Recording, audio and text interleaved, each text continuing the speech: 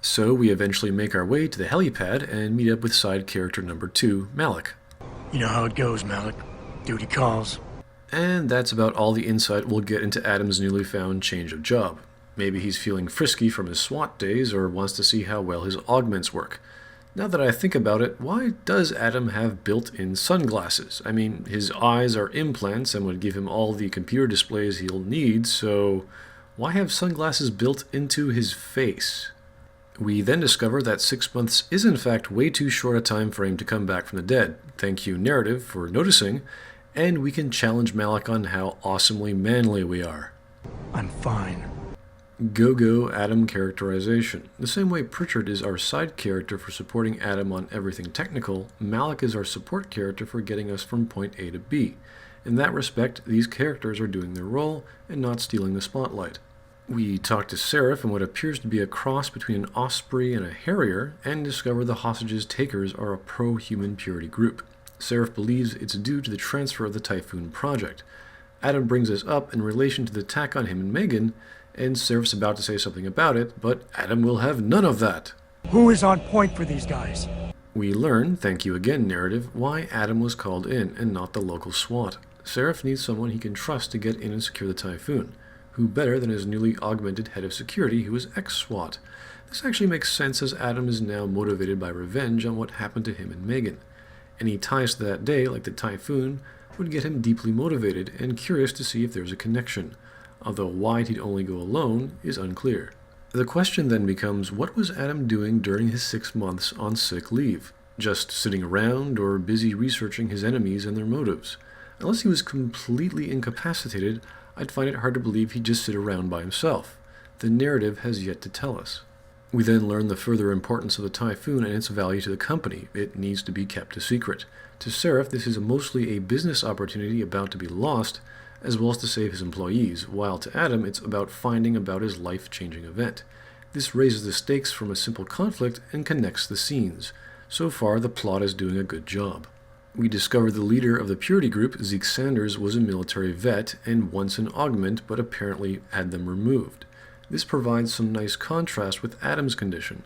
This being a stealth game, Adam sneakily approaches his opponents and...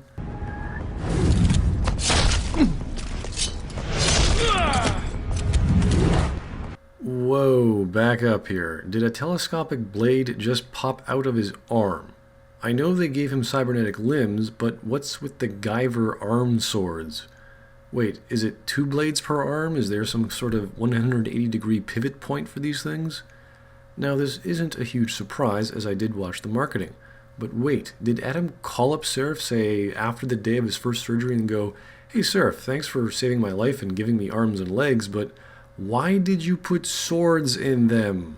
How would you feel if your life was taken from you, you wake up hospitalized, your body torn up, at any point in time, in any emotional outburst you might have, your forearm or elbow would retract a 2-foot-long telescopic sword? What possible use is this?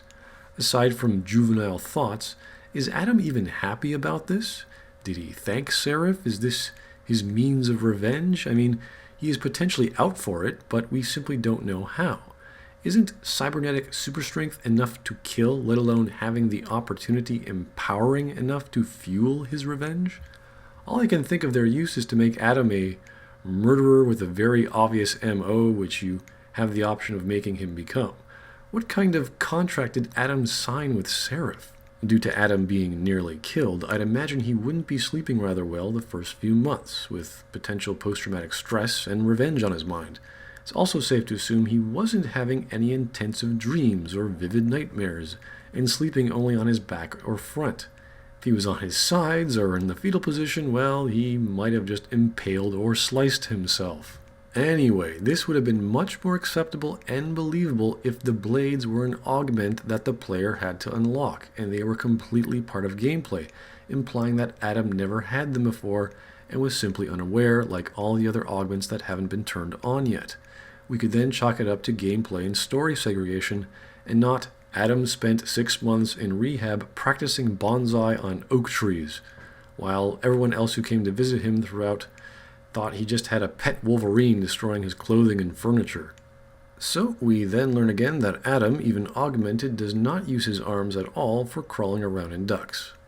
And we may or may not save some hostages, it really doesn't matter to the plot. We then encounter a purity hacker with augments, and he mysteriously commits suicide. Wow, almost zero conflict. We secure the Typhoon, then go off to confront the leader Zeke. And unfortunately, this isn't Alpha Protocol. You can talk to Zeke and encourage him to help you figure out who that suicidal guy was, since Zeke said he didn't come in with any augmented people. Now, suddenly this is a relevant topic in a hostage situation, and Zeke's angrier since one of his people was undercover? Or maybe he's just Mexican? I don't know. Zeke, out of your hatred for augments, you just attacked an augmented factory because your group was looking for dirt on Seraph Industries. And because you didn't know your own people, this is now relevant? I'm not saying this isn't a good way for Adam to garner influence over Zeke to defuse the situation, it's just dumb. Yeah, sure, it's a plot point, but dude, you're holding a hostage. You attacked a private facility, took multiple hostages, even though you say you don't take hostages.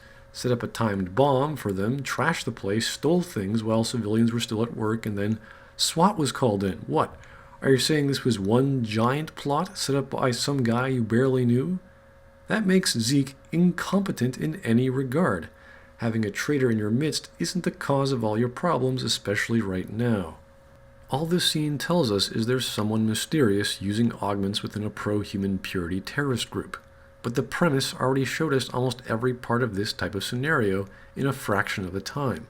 Augments already attack Seraph Industries, only much more stylishly, I might add.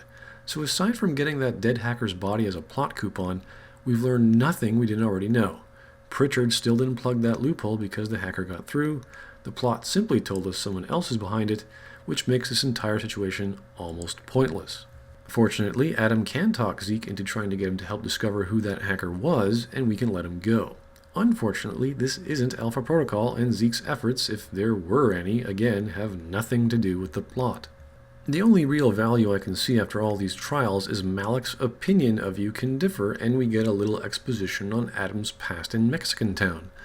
How and why Adam was hired via Megan, that he was a nice guy and not some corporate lackey, or the exact opposite. Malik can also pat Jensen on the back for being augmented, and we see Adam is not too happy about it, and she gives us the most important question. But I chose to get them implanted. You didn't. Now that you had a chance to try them out, what do you think? This reinforces the premise and character and allows the player to choose how Adam should respond to the concept. Unfortunately, there's not too much room for Adam to shine as a character in that one response, since he still thinks he's Batman or something. I'm not gonna lie and say they didn't come in handy back there. But like you said, I didn't choose to get augmented. So it'll take some getting used to. I get it. Luckily, Malik is a friendly sort, almost oddly so, and keeps up the conversation. See, this is a good support character, friendly, positive, and somewhat inquisitive about the protagonist on his journey. Adam does reiterate he is still perturbed at that bastard who killed him and Megan, rightly so, and we can get more exposition on that night that has so defined his situation. And of course, this dialogue option alone is perfect. I've been thinking about why they attacked. What they were really after. Isn't it obvious? They didn't want us going to Washington. So really, this entire issue with the Typhoon and the terrorists was just to get Malik closer to Adam in a positive or negative light, to talk about the premise and get a dead hacker aka plot coupon. This could have happened sooner if Adam simply talked to her over a coffee and Seraph wasn't a jerk for the sake of gameplay and the SWAT team moved in when they arrived. Gameplay or conflict should be for the sake of the plot. Even though there are a few good reasons for Adam to enter the building, the plot didn't prove that. Heck, the SWAT team even moves in while you're going to find Zeke. So really, Seraph was just being a control freak. I know Adam's an enhanced ex-SWAT himself, but he's just one lightly armed guy crawling around ducks who has to eat a candy bar just to punch a second opponent. There has to be more plot for Adam here. Now try thinking about it this way. What if Zeke and the hacker swapped places? That is, you met Zeke in the server room, he'd be pissed he's discovered the hacker was really in charge and went ahead of him, and that he took hostages, and that Adam was going to go take care of the hacker while befriending Zeke. The confrontation with the hacker would be much more pivotal since the hacker would have taken the hostage. Or what if, instead of having to confront Zeke, you confront both of them where the Typhoon is being kept, skip the hostage situation, and have a three-way confrontation with the hacker, Zeke, and the Typhoon data, with multiple outcomes, one of which having Zeke be actually relevant to the plot at a later date.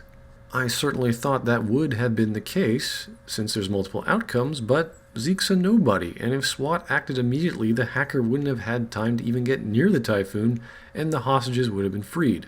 Why? Because Zeke doesn't take hostages, or does he?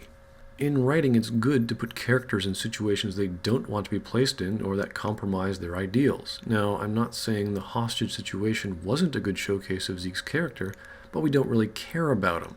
His Latino meanderings, the augmented veteran status turned purist extremist are blatantly obvious, and we may even feel a bit sorry for him. It was definitely a nice showcase of Adam's skill as a sophist negotiator, orchestrated by gameplay, which did showcase various outcomes and lines from different attitudes from Adam, but it was all pointless display of rhetoric because it had nothing to do with the plot, and it felt like it really should have. In fact, I get the feeling they were about to use Zeke for something down the road, but never got around to it. Oh well, one lost opportunity.